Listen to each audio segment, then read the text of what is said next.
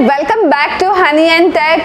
So as I promised in my video that I'll be covering about some topics of CFE so that whoever is pursuing CFE they can get an help. So today I'm going to talk about the Ponzi scheme. What is Ponzi scheme and what are the red flag indicators?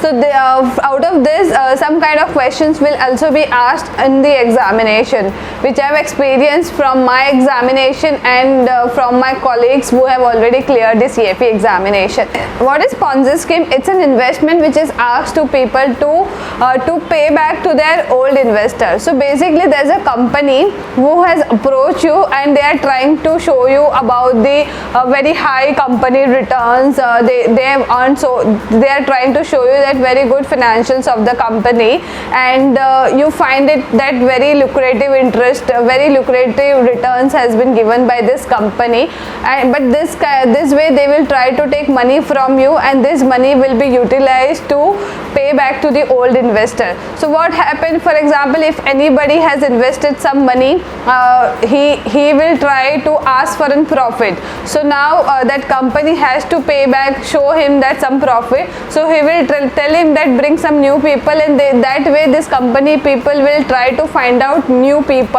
and new people will also invest by seeing the company good financials, and that way the money which is paid by new investors will be given to the old investor, so that he will think that he is getting good returns. So first of all, this is one of the red flag indicators. When company is approaching you and telling you to invest very low and showing you very high financial returns, that means this company is running Ponzi scheme. It doesn't mean that every company is having Ponzi scheme. How the next step is how you can identify whether company is running Ponzi scheme.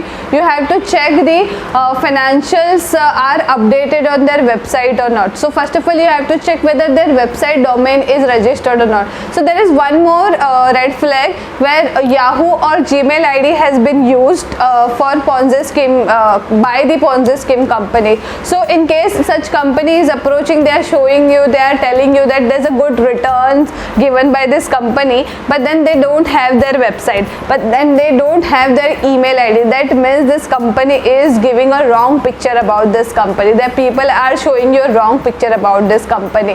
So this is second characteristic of Ponzi scheme. Third is if there is no website and if there is no registered, their company name is also not registered with the regulator. So for example, if any company is saying that they are private limited company, so as far as Indian guidelines, they have to register with the Ministry of Company Affairs. They have to private limited company, public limited company will be there in the MCA website. Third is company registration. So any company who is trying to give you the picture about the good investment and they have a good return, so they should be registered in the as per the regulator norms. So any company who is public limited company, which is public limited company, so they cannot be directly public limited company. There are certain laws, compliance and rules they have to follow, and then only they can become a public limited company. So you have to verify this financial detail, so that way you can identify whether the company is registered or not, whether it is registered under the regulators as per the regulators guideline or not, whether the compliance which is required by the regulator is done by or not. So these are the three checks or three also red alert indicators which will help you to identify whether the company is involved into Ponzi scheme or not. Fourth is their management. If there is one person who has approached as a seller, who as a salesperson, and he is also a financial consultant, and he is also taking care of admin and clerical work, that means there is no segregation. Lack of segregation of duty is one of the red flag indicator that the role which is given to sales manager is handled is the same role is handled by him as a financial manager, which is not possible. Big corporates, big company, every company have a different key role person, different managers for all such kind of duty, because the salesperson will do sales work and the financial consultant will be done by the specialist and expert of financials. So this is the also red alert indicators which will help you to identify Ponzi scheme.